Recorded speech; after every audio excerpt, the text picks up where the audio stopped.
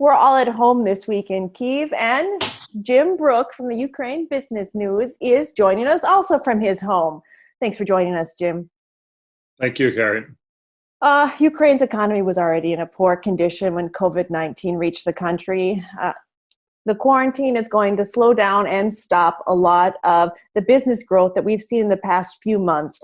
I want to talk to you a little bit about what working from home and being under lockdown means to Ukraine. A lot of companies have gone out of business already, you reported. Let's talk about that first. Yes, especially the hotels. Half the restaurants in Kyiv are closed. I talked to the man who used to run the Radisson, and he said, why stay open and cost cut? I think what's more interesting are the winners, and the winners will be e-commerce, very definitely. Kyiv, oddly, has become a city of bicycle and motorcycle couriers. So you're seeing a lot of these yellow and green boxes going through the streets, delivering basically food from restaurants, and also, probably furniture and bigger stuff. So this will come out of this with a big shift towards familiarity with ordering online, food especially. And so I think we'll see a big boost in e-commerce. That'll be a big plus for the economy. You had reported that this might actually shift a lot of people to working from home, up to about 20%. But is Ukraine cut out for this? People have low income, small apartments. Can people really effectively work from home here? Well, the single people definitely can. Carrie, I work in the Leonardo Business Center, and I can go to my office right around the corner. It's next to the opera. And I walk down these silent corridors, and these are all IT people who presumably are working at home. It's kind of spooky. Really, no one is there. And I think people are learning that they don't necessarily have to work from home. On the employer side, it's a plus because you can cheap out on real estate, maybe have 1.5 people per desk, that kind of thing. But for many employees, it gives them flexibility, take care of their kids, cut out a very unpleasant 2-hour commute, 1 hour each way. The cost of commuting here isn't that great, but it can be very unpleasant, these jammed subway cars, you can't even get a seat. So for a lot of people, it could give them an extra 2 hours to their day, more time with their kids. But you have to learn, obviously, how to do it and, mix it up. Some of the conversations you've had with business people, are there employees? Is there a sharp learning curve? Are they being as effective as at home? Are Ukrainians starting to get the hang of working from home? Well, I talked to one American friend who runs an engineering company, and he reminded one of his guys, you have a team. And unfortunately, there is this thing, out of sight, out of mind, and they're not really working, and they're not really that close by, and it's hard to delegate. So you have to obviously learn how to use what you have and to remind people this is work, and you have KPIs and key performance indicators. Otherwise, the whole country's just on vacation for a month, and we'll come back rested after the May holidays. Well, you and I are both working from home. I don't know how rested we are. Let's talk about unemployment, because not everyone can work from home. And you had mentioned hotels, restaurants, they're not serving people as they have in the past. What's going on with unemployment here? What's the situation in Ukraine compared to other countries? Well, there really isn't much of a safety net. I spent some time in Cambodia where people actually buy gold, and that's their safety net. Oddly, they closed the pawn shops here for 3 weeks, which left people out. But what's more important is that these surveys show that the average Ukrainian has 1 month of margin or a cushion. And in the east, the southeast area where there's a conflict going on, it's only 2 weeks.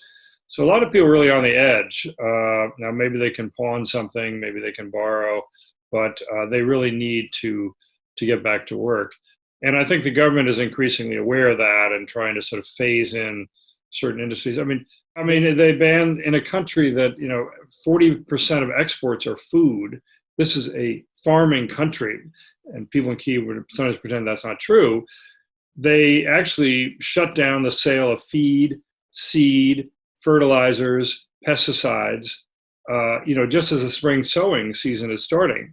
And they're acting as if this is Singapore, but no, this is Ukraine, the Black Earth country that floods the world with wheat and corn and soy and sunflower oil. So they've learned, and they took that away. Frankly, I think the farmers probably ignored that kind of prohibition, and so they're gradually letting people do work, like external house painters or people selling construction materials. That if they wear the masks, there's really no reason to shut them down. And they are passing these relief measures, and they will run a big deficit, and they will run up inflation to pay these relief measures. Whether the money really gets to people, let's see. Now, you talked about people have 4 weeks, 2 weeks. What's going to happen when the money really runs out? We're going to have an informal economy beginning. People are going to start to barter, trade. People have to put food on their table. What are people's options here? I think what's happening right now is they say this will peak between the two Easters. This Sunday we have the Catholic Easter, Catholic Protestant Easter, and 1 week later we have the Orthodox Easter.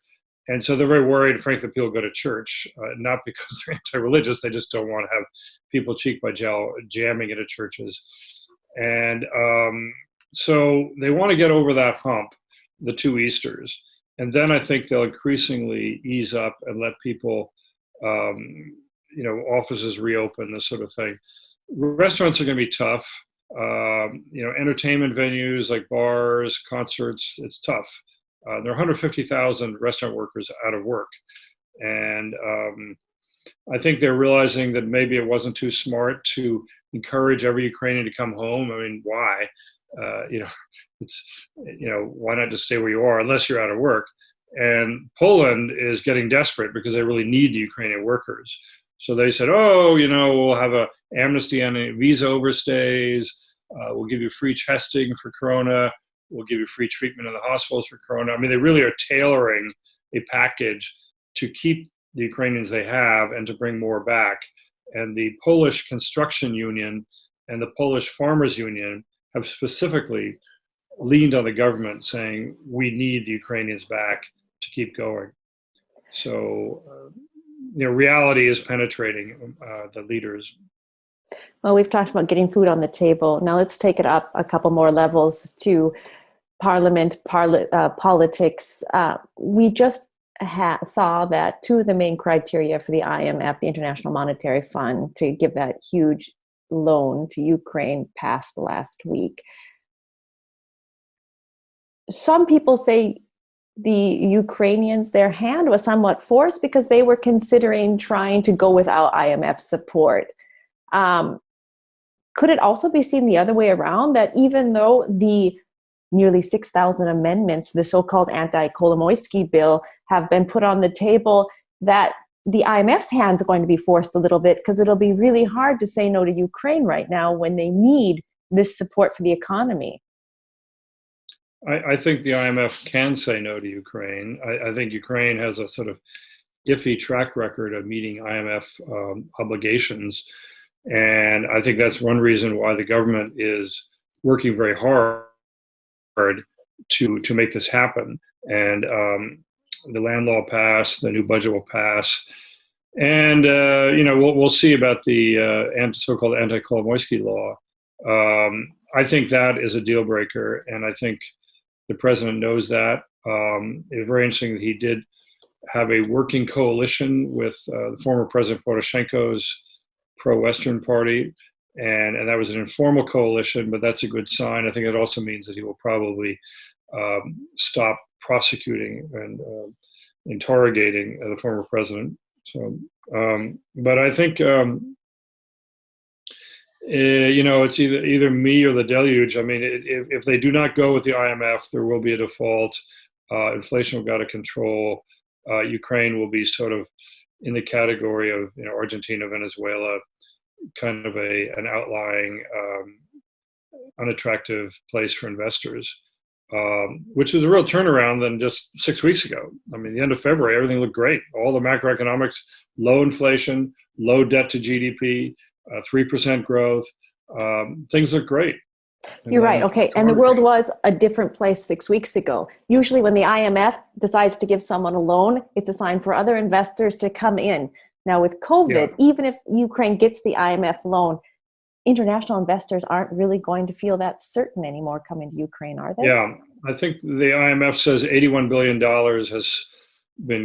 has left the emerging markets in a big whoosh. It's the biggest move of capital out of emerging markets that they've ever seen.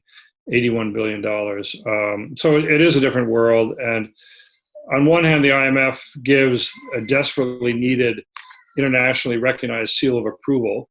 On the other hand, it will be a bridge to getting through this year. And this will be a lost economic year. There will be GDP drop. Finally, Jim, as someone that's worked internationally for many, many years, the COVID-19 crisis, this pandemic, is there anything that you can compare it to? So with this comparison, you can make any estimations of what's going to happen. No, this is really unprecedented. I mean, it makes me sound old, but my mother lived through the Spanish influenza and 1918, and it left her with a lifelong appreciation for fresh air and sunshine, which apparently was the best counteractive. But this is that's why the head of the IMF says this is the worst crisis, economic crisis in a century, and there's no way to minimize it. Latest is that by June, half the airlines in the world could be bankrupt. It's a brave new world out there, and we'll just have to see where it comes. In terms of Ukraine, I live right here in Golden Gate, which is a very scenic center for international tourists. And across the street, there's a Airbnb where friends stayed. You go and get there for 2 nights, and he was kicked out because someone else had rented it, and it was $60 a night. Now the owner has it on the market at $18 a night, and I'm sure it's empty. So we're all going to have to adapt. And I would like to think there will be a steady and smooth recovery, but it depends on whether the virus comes back. And going back to my mother's tales, my grandparents had them live in the countryside in the dacha in New York, in Massachusetts for the winter, because the Spanish flu came back, and there was 1 week in October where 5,000 people in Philadelphia were killed. So what the fear is, this will come back with the flu season. So we will be back to semi-normal in August, and there'll be reports creeping in that it's on its return.